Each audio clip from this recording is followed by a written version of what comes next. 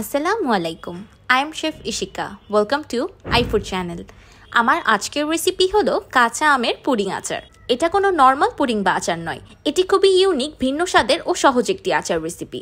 এই আচারটি একবার বানিয়ে সংরক্ষণও করতে পারবেন অনেক দিন। আপনারা যদি আজকে আমার চ্যানেলে নতুন হয়ে থাকেন তাহলে আমার চ্যানেলটিকে প্লিজ সাবস্ক্রাইব করে দিবেন আর পাশে থাকা বেল আইকনটিতে ক্লিক করবেন। তো ভিডিওতে একটি লাইক দিয়ে চলুন শুরু করি। কাঁচা আমের পুডিং আচার বানানোর জন্য আমি প্রথমেই নিয়ে নিয়েছি 1 কেজি কাঁচা আম।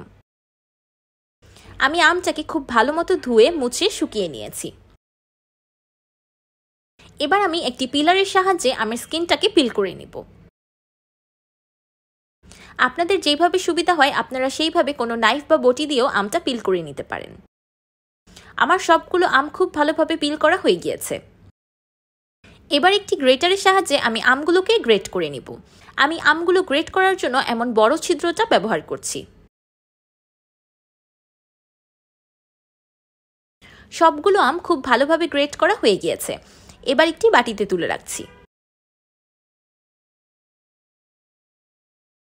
এবার একটি মিক্সিং বোলে দিয়ে দিচ্ছি গ্রেট করে রাখা আম আর 1 কাপ পাউডার সুগার।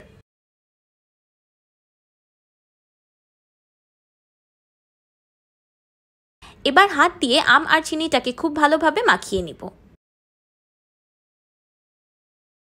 আচার বলেন, পুডিং বলেন, ক্যান্ডি বলেন আর আম ভর্তা বলেন, সবকিছুর স্বাদ এই এক আচারেই পাবেন। এবার মাখানো আমে দিয়ে দিচ্ছি 2 চা চামচ লবণ আর 1 টেবিল চামচ চিলি ফ্লেক্স। এবার লবণ আর চিলি ফ্লেক্সটাকেও আমের সাথে খুব ভালোভাবে মাখিয়ে নিব। আমার রেসিপিগুলি যদি আপনাদের কাছে ভালো লেগে থাকে তাহলে আমার চ্যানেলটিকে প্লিজ সাবস্ক্রাইব করে দিবেন।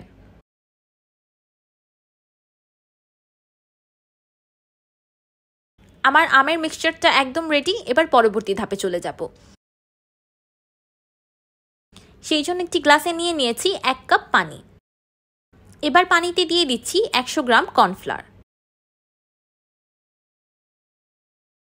এবার একটি উইক্স দিয়ে কর্নফ্লাওয়ারটাকে পানির সাথে খুব ভালোভাবে মিশিয়ে নেব।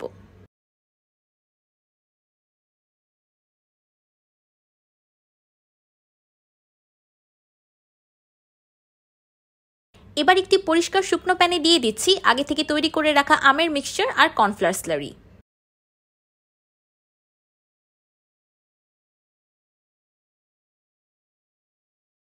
এবার আমের মিক্সচারটাকে রান্না করতে থাকবো মিক্সচারটা ঘন হয়ে আসা পর্যন্ত।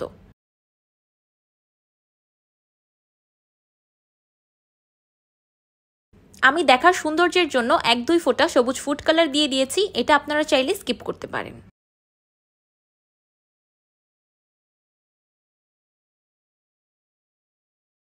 যেহেতু আমি এখানে কর্নফ্লাওয়ার অ্যাড করেছি তাই একটি বলক চলে আসতেই মিক্সচারটা ঘন হয়ে আসবে। ঘন হয়ে আসার সাথে সাথেই চুলা থেকে নামিয়ে একটি মোল্ডে ট্রান্সফার করে নিতে হবে। আমি আমের পুডিং আচারটা সেট করার জন্য একটি বড় সার্ভিং ডিশ ব্যবহার করছি। আপনারা যে কোনো বোল, বাটি বা মোল্ডেও সেট করে নিতে পারেন।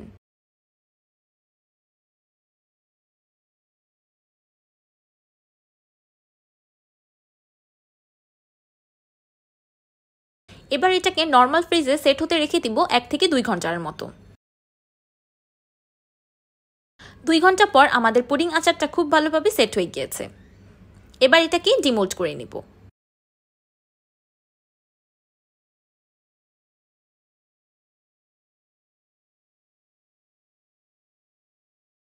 এবার আমি আমার পছন্দ মতো আচারটাকে স্লাইস করে নিচ্ছি।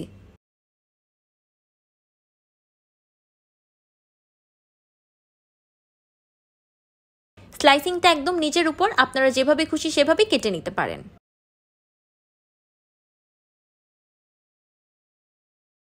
আমার রেসিপিগুলি যদি আপনাদের কাছে ভালো লেগে থাকে তাহলে আমার চ্যানেলটিকে প্লিজ সাবস্ক্রাইব করে দিবেন। তো তৈরি হয়ে গেল মজাদার আমের পুডিং আচার। এই আচারটা অন্যান্য আচারের থেকে খেতে অনেক আলাদা কিন্তু দারুণ মজা। আচারটি টকঝাল মিষ্টির একটা অসাধারণ কম্বিনেশনে তৈরি, মুখে দিতেই একদম মিলিয়ে যাবে। আপনারা এই আচারটি বানিয়ে একটি এয়ারটাইট কন্টেইনারে করে নর্মাল ফ্রিজে সংরক্ষণ করতে পারবেন 6 মাস পর্যন্ত। আচারটি খেতে অনেকটাই ক্যান্ডির মতো লাগে। প্রচণ্ড গরমে ঠান্ডা ঠান্ডা এই আমের আচারটা খেতে কিন্তু অসাধারণ লাগবে। যারা তেল, ভিনেগার বা অতিরিক্ত মশলা ছাড়া কোনো ভিন্ন ধরনের আচার রেসিপি ট্রাই করতে চান তাদের জন্য পারফেক্ট একটি আচার রেসিপি।